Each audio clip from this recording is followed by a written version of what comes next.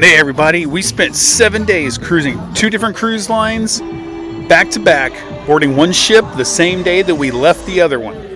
We toured every deck, ate in the restaurants, explored both private islands, enjoyed 2 completely different cabins, and now it's finally time to answer the question everyone keeps asking. Which ship actually wins in this battle between the NCL Getaway and the MSC Seaside? This is Brent. I want to thank you for coming to the Crossroads, and let's hop on board some ships and let's have some battles here. Let's see who wins this side-by-side competition. The carpet's really worn too, so the couch was stained, and it'll be.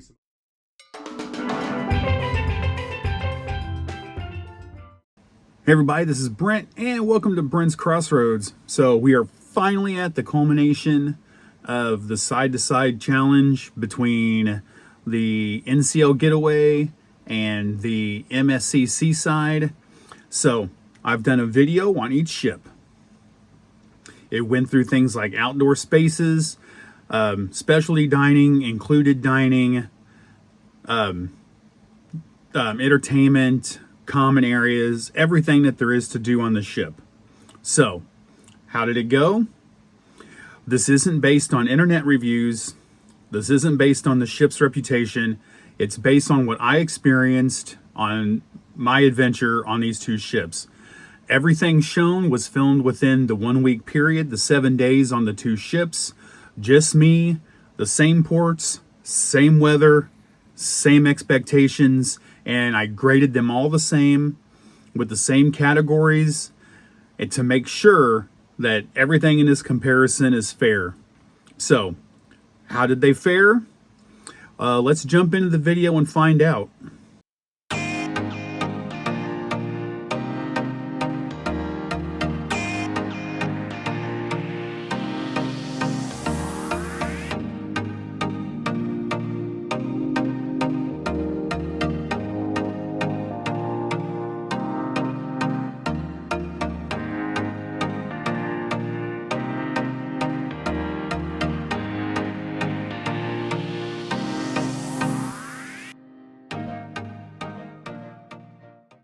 All right, and here we go. We're ready to start round 1. First impressions of whenever we first step onto these ships. And as you can see, one of them is just like a big old long dark hallway that comes out into this plain 2-story area. Then we pass the Nightmare Fuel that is Do Re Mi into what is a nice, big, traditional looking atrium on the seaside, and we got some crystal staircase on the seaside, and then the back that's kind of like the atrium for the Getaway. But round 1, first impressions, the winner's going to be the NSC Seaside.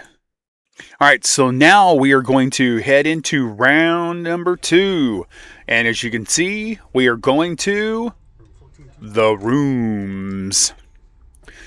So this was an interior versus a balcony, but which one was actually the better room?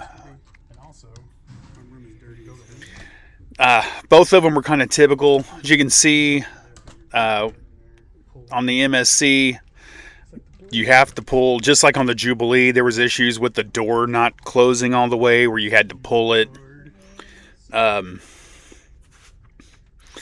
Other than that, both rooms very standard. No frills. You know, if you want your value, you have your interior. If you want to, we did the choose our room and let MSC choose our room, and this was what we got. So we were happy with that. You know, sometimes it works out really good, sometimes it does not. You know, you're taking your luck by paying a little bit less to not choose your own room. You know, depending on what you're after, sometimes it's worth it. The bathrooms were both fairly straightforward, typical cruise ship bathrooms. No outlets up by the headboards on the NCL.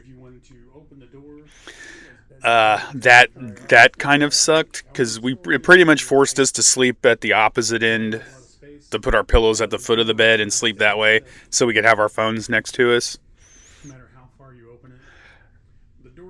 Both rooms, so they could both use some upgrades. They could use some upgrades for the outlets on the Getaway, and MSC just needs a deep cleaning. The carpet needs replaced. The couches need replaced. And the MSC beds, they were softer. NCL beds, a lot firmer. So it just kind of depends on what kind of mattress you're into.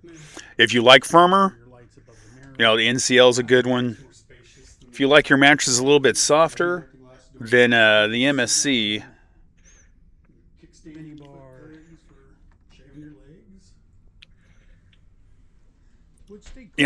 Other than being an interior in a balcony, I mean, their sizes were typical. You get a little bit more room with the balcony.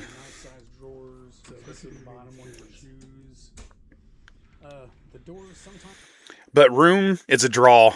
Just because the downsides that each of them had, it's a draw. So now we're going to go to outdoor spaces.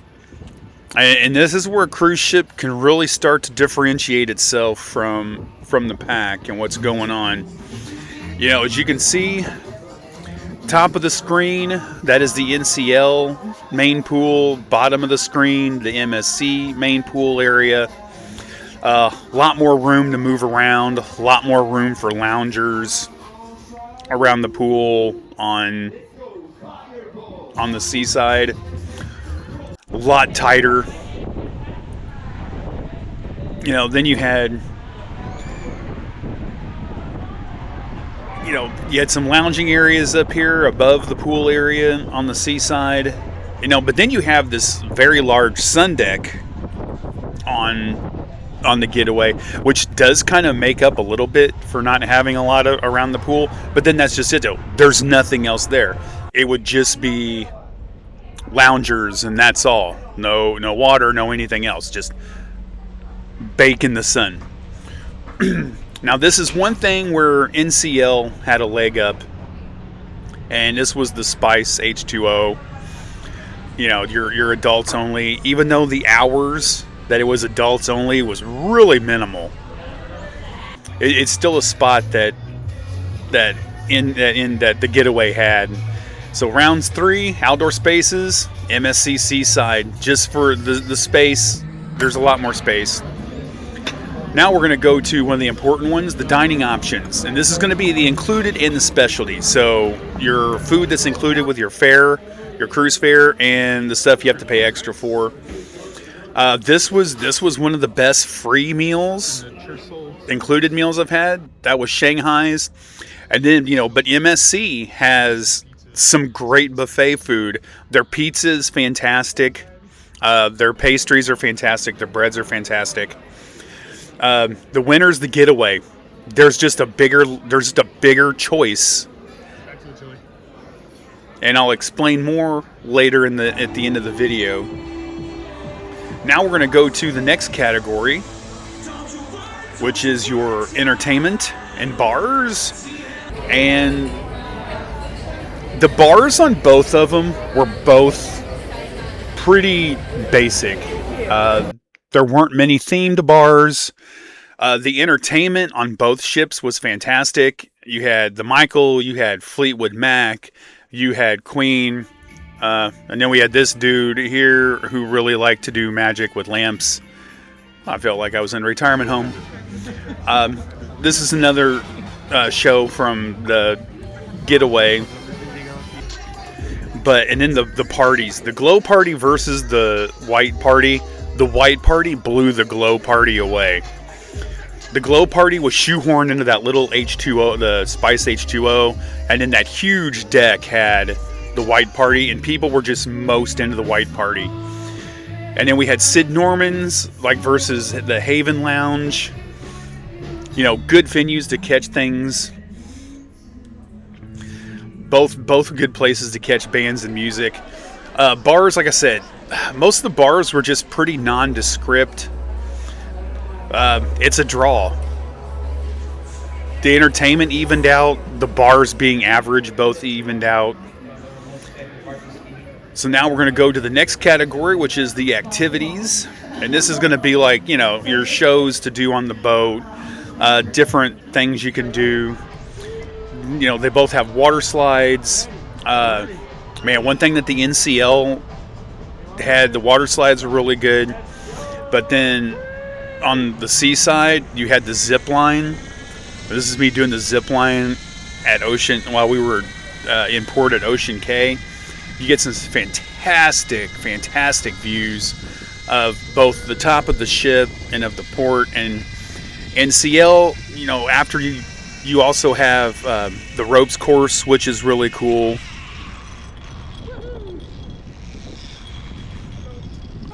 You know, so both have decent outdoor activities to do. Just depends on what your flavor is. Good.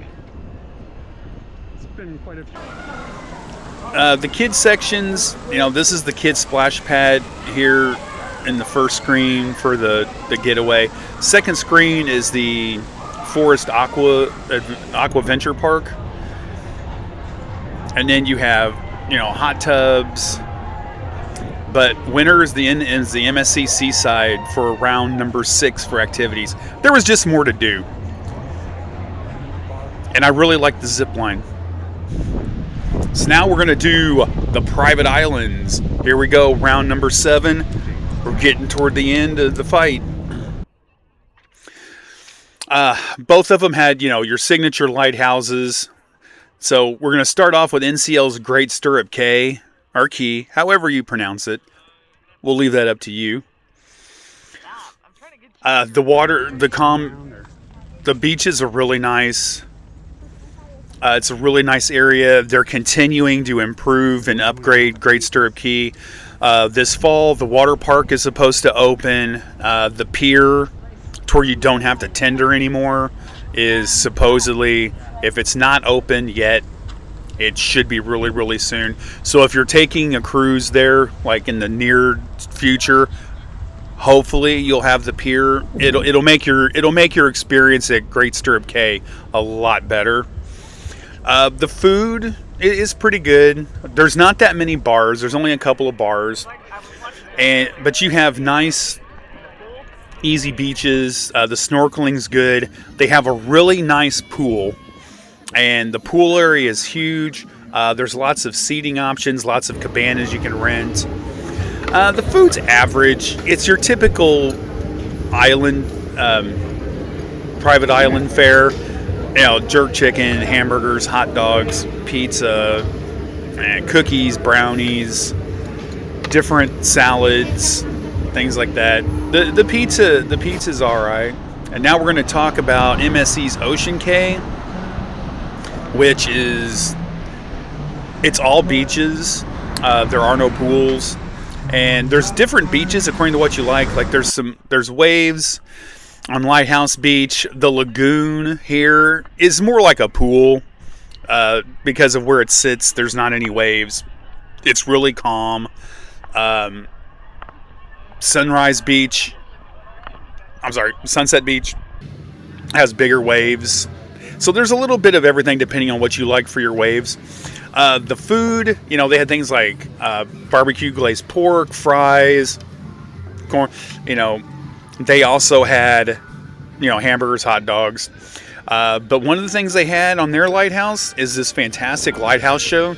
And if you ever book a cruise on MSC that does the overnight and does 2 days at Ocean Cay, I would definitely do it just to experience this. So, which one's going to go? Private Islands. The winner's going to be MSC for round number 7. All right, we're getting close to the end. All right, everybody, welcome to the end of the video, and this is where we're going to count the rounds down to see who comes out the winner of the showdown between the NCL Getaway and the MSC Seaside. All right, so round number 1 was First Impressions, and the winner of that round was the Seaside. And a lot of that is like, it's just a beautiful atrium. It's more welcoming, as a cruise ship. Instead of, you on the Getaway, you come into a brown hallway and then you go into what is the atrium, which really isn't like an atrium. It's like a stage and all the excursions desk, guest services and things. And you have to go toward the aft of the ship when you get to that area around the casino and the lighted the lighting effect and things like. Then it feels more like. But for a first impression, when you're first walking in, you got the crystal staircase. You've got the four floor atrium level. Yeah, Seaside takes round number 1. Round number 2. The rooms. It might not have seemed fair being an interior versus a cabin, but you can make some comparisons. It's like, so the interior room on the Getaway, it wasn't a bad room, especially for a 3-day cruise. If you're looking for value on a budget, this is what to pick. It's a 3-day cruise. You can go up, anywhere on the ship. Catch some sun on some of the decks, especially the sun deck on deck 18. The main drawback to this room was the fact that up by the headboard, there was absolutely no place to plug in your phone, which really is weird. I mean, there's not even outlets, much less like a USB. And then the drawback to the room on the Seaside was she's worn out. That room needs a deep cleaning. Carpet was stained, couch was stained. That's kind of a theme with it seems like the upkeep on the ship isn't as good as what it could be. Part of that is it hasn't been to dry dock, so it hasn't, had the deep cleaning and a bunch of the upgrades and things like that. So for this one, it's a draw. There was enough drawbacks to each room that neither one of them really came out ahead. Outdoor spaces. This was one that was really close.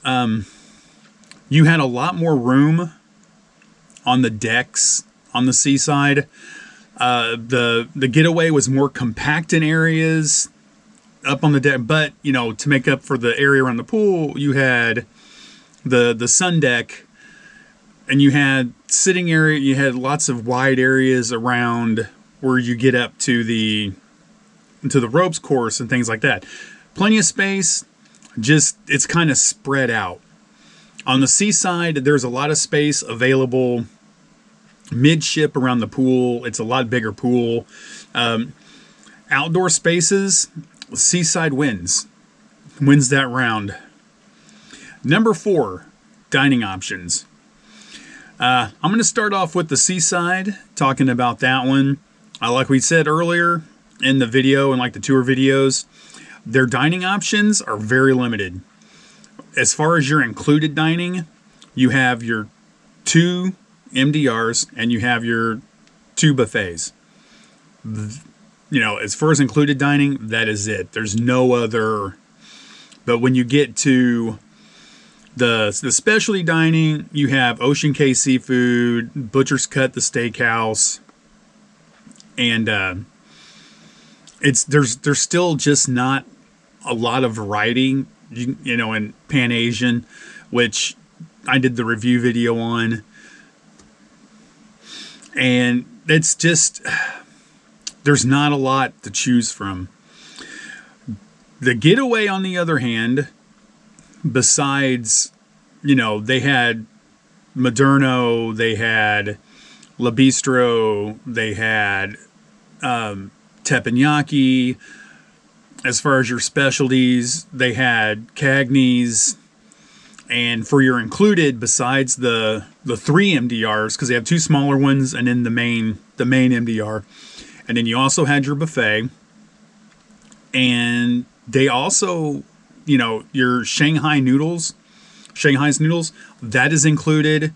You had the American Diner that's included. You had O'Sheahan's that is included. There's a lot of included options, and so that's why round 4 dining options, the NCL Getaway goes for the knockout. Doesn't quite get it in just this round, but it definitely won at the bell for this round. Now, number 5, bars and entertainment. The bars on both ships are really kind of disappointing. They're all just they're plain, nondescript. Most of them on the ships, like ship wide, have about the same menu, except for like on the Getaway where you have the mojito bar. That one's good. That one's fine. And I think a part of this, because the last ship I was on before these 2 cruises was the Jubilee, and you had a lot of variety in your bars, because you have your Alchemy bar, which has its own menu. You had Dr. Inks, which had a wide exclusive menu. You had the Golden Mermaid, which had a wide variety in menu. And I think coming off of that cruise and then doing these, where it's just kind of a cookie cutter, basic, generic bar menu, was kind of disappointing on both.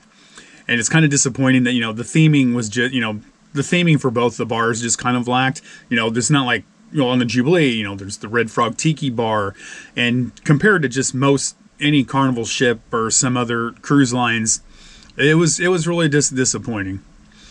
So, but entertainment, that was close too. There were some good shows on the Getaway, like the Fleetwood Mac Rumors. They had a couple stage shows. The entertainment, as far as, and they had the Glow Party. But the Glow Party, the drawback to that was that it was back on Spice H2O, which is kind of small. The shows that were on the Seaside, those were spectacular. You had the Michael show, there was the Queen show, there was a magician, and I just went to it, and I felt like, I don't know if I was supposed to be like at a kid's birthday party, but the dude really liked lamps and throwing cards around. Both of them had good lounges to go. Like the Getaway had Sid Norman's Poorhouse, which is a good place to go catch some bands and just go hang out in like a pub, like a bar atmosphere. The Haven Lounge on the Seaside was a place that we hung out a lot at, and for drinks and to watch some of the some of the singers, and they had karaoke there. But this one, the bars and entertainment, they were both good. Not one of them really pulled ahead of the other one, and it was a draw. All right, so we're getting to round number 6. They're hitting gloves in the middle, coming out swinging. Let's start with the Seaside. The Seaside had a bigger pool, more spaces outside. You had the arcade, which had the F1 racer. You had the interactive theater, and the coup de grace was the best thing was the zip line, which I did while we were at Ocean Cay, and the outdoor area for the kids. The Forest Aqua Venture Park was really, really cool. It wasn't as cool as the other one the other MSC ship we'd been on that had like the octopus tentacles and things like that.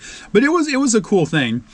On NCL, you had your hot tubs, you had your pool, you had your water slides, you had the kids kind of splash area, which was really small and like really compact in between 2 sections before you get to the pool. But it was fine for kids and stuff. And you had the ropes course, which was a hot no, but I'm still thinking if there's enough there's enough people that want to see me do a ropes course and throw my camera on my head or my chest so you can hear me whimper, I'll do it. I'll do it. Just let me know. So as far as activities go, this one we're gonna go with the Seaside, and the last round, the private islands, the battle between not just NCL Getaway and the MSC Seaside, but also between Great Stirrup Cay for NCL and for Ocean Cay for MSC. And in this round, this NCL is improving. They have the nice pool area. They're building the new water park area. They will finally be getting their pier, which, if it isn't open by now, should be really, really soon. And, you know, since you can look across and see Great Day at Ocean Cay, Perfect Day at Ocean Cay, yeah, they're trying to step up their game a little bit. Food was average, you know, nothing really to write home about. And then Ocean Cay, the thing that it has a lot of cool beaches, a lot of they have the conservation stuff. They have the big lagoon area, which is essentially like their pool with a sand bottom, because there is no pool on Ocean Cay. They're in the process of building like a kids splash pad area, so that should be open, I believe, 2027. But it's a different vibe, and especially when you're overnight, it's really cool to walk around at night. You have the beach party, you have the lighthouse show. So in this battle, the private islands, we're gonna go with it's the Seaside that wins. So 7 rounds is what these boats did. Ships. I'm on a boat. If everybody wants to know why I keep calling them boats, it's because I love that Lonely Island song. I'm on a boat. I'm on a boat. So 7 rounds. And if we go to the scorecards, the Seaside won 4 of the 7. The Getaway straight out won 1. And there were 2 draws. So the winner of this is going to be the MSC Seaside. However, that doesn't mean that I didn't like the Getaway. Both ships are both ships that I would go on again. I enjoyed myself, especially for a 3-day cruise on the Getaway. If you're looking for, you know, value, if you're looking for, you know, a cheap weekend getaway, then the Getaway is, you know, it's called the Getaway. Kismet. But it's worth your attention, especially if you like it. Neither ship was like a party ship, even though it was a 3-day and a 4-day.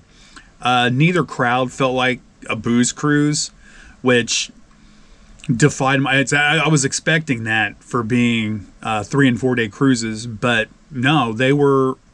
Nobody was. I mean, it wasn't a booze cruise. There wasn't like a lot of fighting or yelling or. Everybody was pretty subdued and cool and laid back. You know, I would choose both again because, you know, each ship earned a return visit, you know, despite how the rankings went. And that's my final recommendation.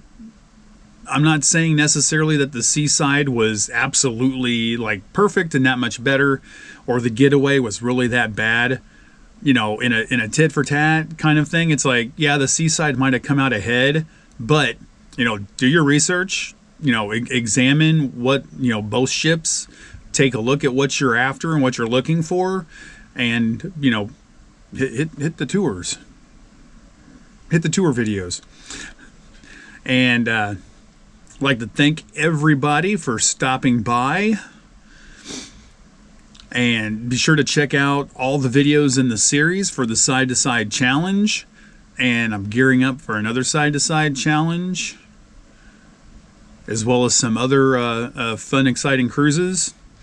So be sure to hit that like and subscribe and the notification bell so you can stay up with the newest videos. And I'd like to thank everybody for coming by, and I'll see you out on the Crossroads. Bye.